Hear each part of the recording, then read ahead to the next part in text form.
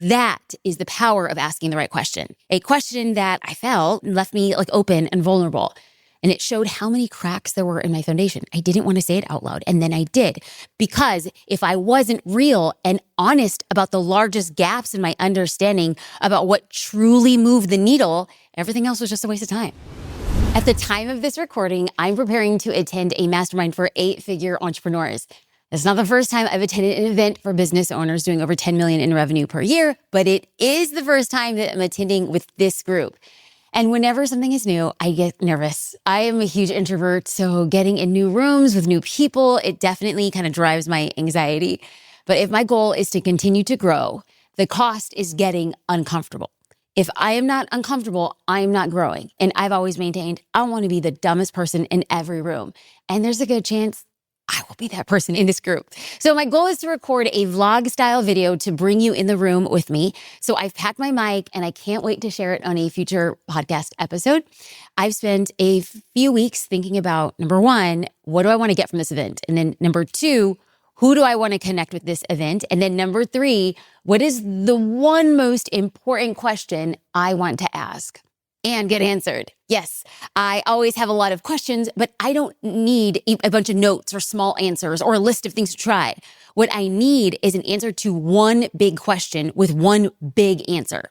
Now, big answers are usually this single thing that has a huge perspective shift in my outlook, performance, and my business results. So in a future episode, I am going to chat more about what I wanted from the event and who I wanted to connect with and my one big question.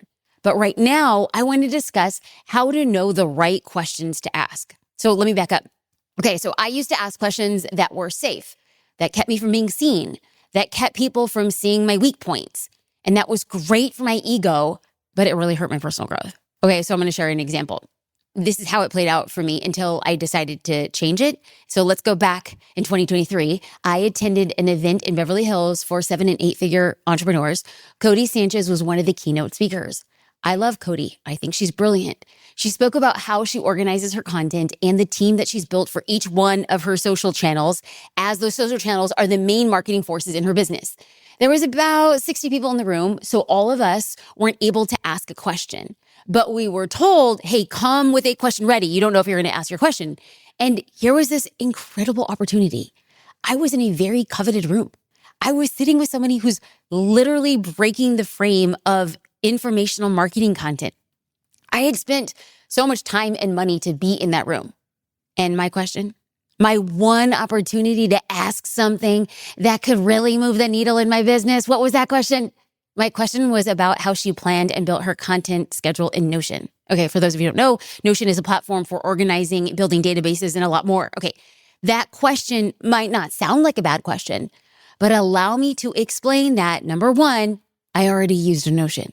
Number two, my team had created a working system. And number three, after her presentation, I realized that our systems were similar. Okay, of course, hers was a lot more robust since she was creating about 5 times the amount of content that I was at the time. The truth is, if I'm looking across from you and I'm talking to you, my question was not the one question that would have radically changed my business. My question, well, it kept me safe. It was like a flex to keep me unseen. I didn't get a chance to ask that question in the room. But what I now realize was that if I had, it might have improved my business by 2 or 3%. I needed to learn ways to ask one question that would change my business by 90%, or at least attempt to. Okay, so that was back in 2023. Let's flash forward to 2024. I attended a 2-day workshop for 7- and 8-figure founders in Austin, Texas, and it was hosted by nobody else than, wait for it, Cody Sanchez. Now, I'm going to be sure to link to a vlog that I created. I made this video about the behind the scenes of the experience and what I learned, so I'll be sure to link to that. But this time around, I went in with 2 questions that I believed could make a 90% change in my business. And they were both related to expanding my team. We're going to pause here. 2023, I asked a question that kept me safe, that would maybe have a less than 5% change on the overall outcome of my business. 2024, when speaking to the same person and getting into a similar room, I asked 2 questions that potentially could have a 90% change in my business. I want to create 2 distinctions between what was going on here and what I was learning. So when I walked into the room, I was really focused into Cody's 2-day workshop was question number 1. How do I find, test, and empower a content strategist? Question number 2. How do I train an executive assistant to be what I need? So let's start with that second question, training an EA. Okay, so at this point in my life, I was being pulled in so many different directions and I needed help organizing it all. I had hired 3 other people in the past. I had used a recruiter. I hired a chief of staff and then nothing worked. I knew that it was me. I had to be the issue, but I didn't know what to fix. The only commonality in every single one of these situations that didn't work in the past was me. And the fact of the matter is, I didn't know how to train them better. Cody has quite a few assistants, so I knew that if she helped me with the answer with this one question, things would improve in my business in massive ways. I'd get more done in less time because someone was thinking one step ahead of me. I actually asked Cody this question during a break. I didn't want to ask it in front of other people, but I got an answer from one of her guest speakers who was also in the room, and then he overheard our conversation. So Ayman Al-Abdullah, please forgive me, Ayman, I probably butchered your last name. My apologies with deep respect. Ayman was there and he was a guest speaker at Cody's event. Now, he's the former CEO of AppSumo. And when he went in, he took the business from 3 million to 84 million. And so Ayman was there and then he leaned over and he looked me in the eyes and he said, "You're not paying them enough." And I looked at him, I was like, "Do you even know what I'm paying an executive assistant?" He said, "Here, I don't know what you're paying them, but I can tell you, I know it's not enough." Ooh. So when I asked what he recommended paying an EA, I scoffed because he was right. It was much higher than I was willing to pay. And I was like, oh my gosh, if that's what I have to pay to get a really great EA, I'm going to be out of luck. So then I felt stuck. I couldn't pay what it would cost to get a world-class EA. So then what was I going to do? And then he said something that blew my mind. And so I want to make sure that I'm sharing it here. The best people work 1/4 of the time, so pay them 3/4 more. Okay, so in other words, the best people get tasks done in only 25% of the time. In other words, what it takes the average EA to do in 1 hour, it takes a world-class EA to do it in 25 minutes. He said I could still stay within my budget, even paying them more, because they would be handling things in less time. So boom, right there and there, I changed the role from a full-time EA to a part-time EA, and then I raised the pay rate. And he introduced me to a recommendation there at the event.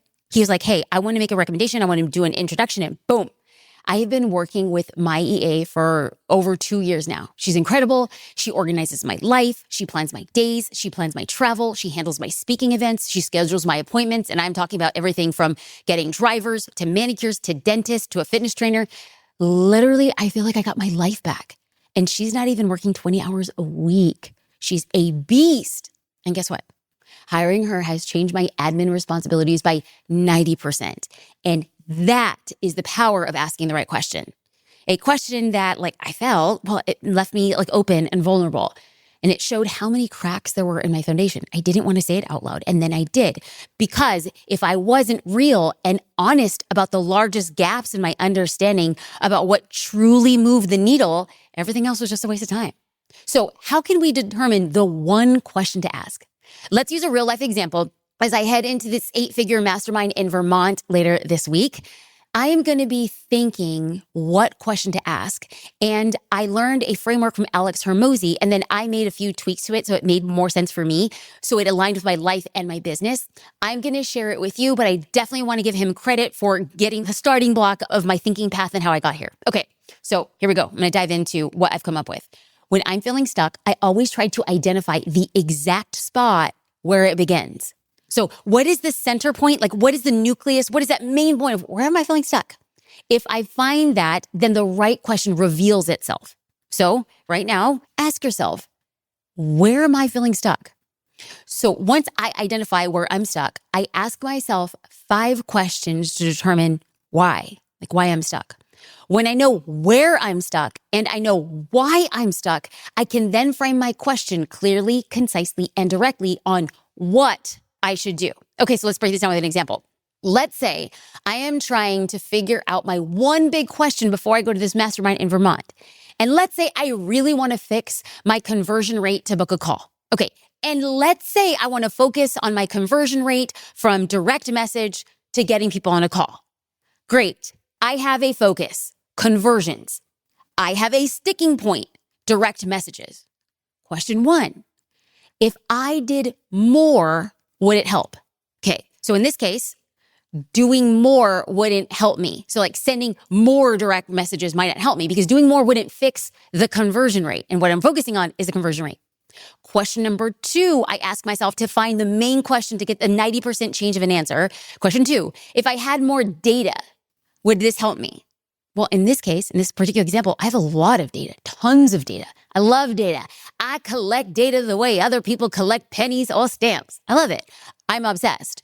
So conversations per day, how many responses on average to conversations, timed response to conversations, conversation rates. I'm telling you, I have all the data I need. Getting more data wouldn't help me find the main question I need to get answered. So then I move on to question number 3. Do I actually want to solve this problem in the business? And this is where questions get a little bit deeper. We're going to be real. This is where I need to get a real deep understanding if this is the type of business I actually want to build. Like, let's just get real, because sometimes many of us feel stuck, not because of where we are, but because we're tired of building a business we don't want anymore. And like, I admit, like, does that hurt to hear? Yeah, I know. I asked myself that question a lot of times, and sometimes the answer was painfully clear. I didn't believe in the business model.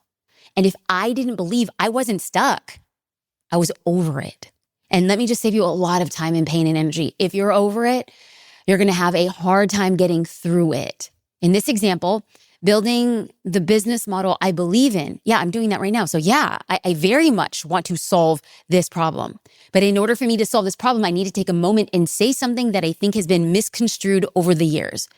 Just because I'm willing and wanting to solve this problem, it doesn't mean it's going to be easy. In fact, many people, this exact problem that I am trying to solve in my business right now, many people have tried it and they failed. I must believe that if I solve it, I will get disproportionately high returns because so few people have. But when I say that, I must also accept it's like drinking gasoline for breakfast. It's like walking on hot coals. It's like dragging an anvil in a race. Like, people quit building businesses because it's crazy and it's hard and the failure rate is absurdly high. So yeah, if we want to build a business, we must accept that it will be one of the hardest things we ever do in our life. Question number 4. Do I have money to solve this? Now, I'm going to be very clear and I'm going to tell you straight out, I grew up poor. I have more money issues than Vogue. I think money is the root of every solution. Now, I know, like physically, mentally, spiritually, I know that's not true. But my childhood hard coding is a default belief that money can fix it. And after a lot of work, a lot of studying, some therapy, I can now suss out what types of things can be solved with money. So for this example, is the cost of leads too high? Are we paying the sales team too much that it's eating into the profit? Are the sales team not performing well enough to justify the cost of the leads? Okay, I could clump all of these together and say, oh, we just don't have enough money to solve this. But if I really honed in on which precise one, that was like a specific factor to money, I could ask if we could afford to address just that one thing, which acts like a catalyst for everything else. So it's becoming very clear on understanding what would the money solve? Do we have the money to solve that one problem? Question 5. Do we have enough people to solve this problem? So there was a time back like 2017 and 2018 when we were building Social Curator and we created caption templates for social media. So they were like ad libs, fill in the blank style captions that business owners could use easily. They're going to post on social media. And we got feedback that people wanted industry specific captions. And okay, so back then at the time, there were 4 major industries represented within our app. If we created industry-specific templates for those 4, and also more like general templates, it would require 4 times the amount of work, right? So 4 industries times the normal stuff that we're already doing. And we just didn't have that many people on the team to handle that load. It didn't financially make sense to make that happen. Now, this was before technology could customize content with the press of a button, like with AI. But the example, like what I'm talking about right now, it just serves to show that sometimes you simply don't have enough people on the team to take on the growth that's needed to get unstuck. Okay, so now let's bring this back to my current example as I'm figuring out what question is going to be the best question to ask in this 8-figure entrepreneur mastermind. So in this current example, remember, it's like I want to get my conversions increased by way of DM. In this current example, I have enough people on the team to handle the work that's needed. Great. I used 2 examples to show the polarity. Sometimes I didn't. I currently have it now. Okay, so let's review the 5 questions I ask myself to find the one big question that I need to get unstuck. And then to be really clear here, I want to ask this one big question so that I get one big answer to help create a 90% change in my business. So questions are: 1, if I did more, would it help?